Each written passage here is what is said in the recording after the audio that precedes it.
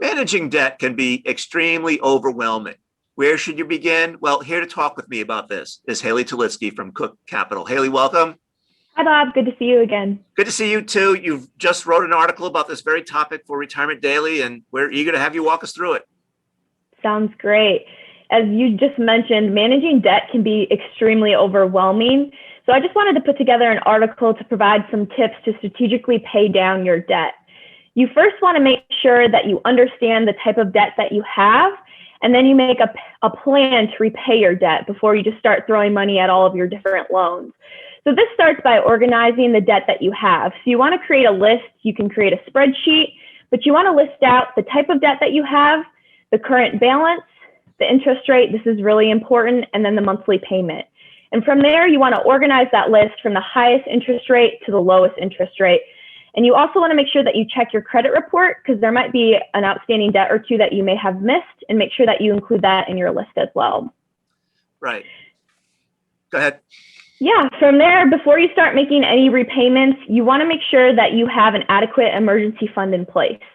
So you don't want to go into more debt because you have to pay off an emergency that may arise. So start by saving 1 month of living expenses in a high yield savings account, and from there work to build it up to 3 to 6 months.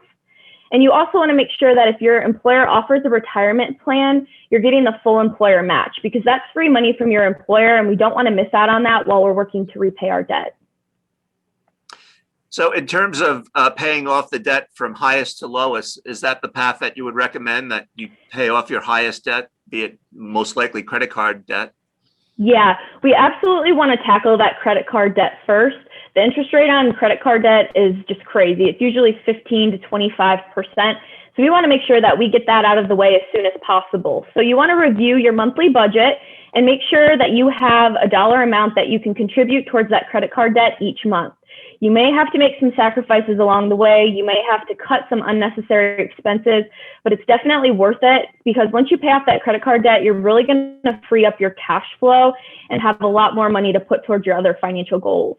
Right. So before we talk about other kinds of debt, a lot of folks get things in the mail saying transfer your credit card balance, or maybe there's a debt consolidation mail coming into you as well. Any thoughts about whether folks should use that or not? Yeah, there are some credit cards that offer a really great 0 APR introductory rate. So that could be for a period of 12 to 18 months. So you want to make sure that you check your credit score and you would qualify for this. If so, you could definitely transfer your credit card balances to that card, but you want to make sure that you pay off that debt within that time period before the interest rate turns back on. And same thing with the debt consolidation. There are some really great companies and strategies out there, but that can get pretty complex. So you want to make sure that you do your research before diving into a strategy like that. All right. So other types of loans that young folks may have would be obviously student loans and perhaps even a mortgage or a car loan. Yeah, definitely. So typically student loans will have the next highest interest rate, and you want to make a plan for that as well, but you also want to continue saving for retirement. So once we get credit card debt out of the way, that's nasty, we want to get rid of it. From there, when you've got your student loans, you want to also make sure that you are increasing your contributions each year for retirement while paying off those student loans.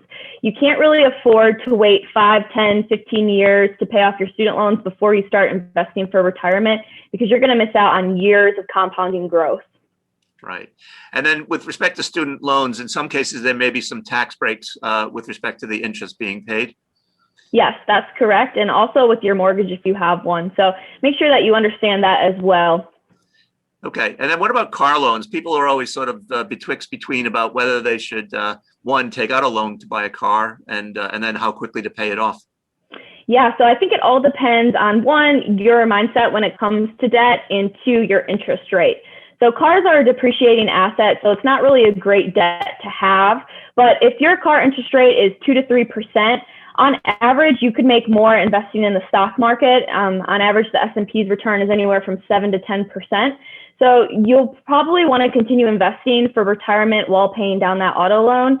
Now, some people really just don't like having debt. So if you have the funds and you really want to work to get rid of that loan debt for your auto loan, I totally understand. You can do that as well. Sometimes the financial benefits, it comes down to your mindset and what works best for you. Right. And in the article, you have a link to the best spreadsheets to consider using. And on that link, it takes you to an article where it features one of my favorite spreadsheets from Vertex. Yeah, I think it's so important to just track your progress along the way. So that way you understand how you're coming along with your progress. And also just make sure that you're rewarding yourself along the way. Debt repayment is a long journey, and you want to make sure that you're rewarding yourself and, not giving up your current lifestyle as you work to pay down your debt. Right. Well, Haley, I want to thank you ever so much, as always, for sharing your knowledge and wisdom about this topic and other topics. They're greatly appreciated. Thank you. I'm happy to help.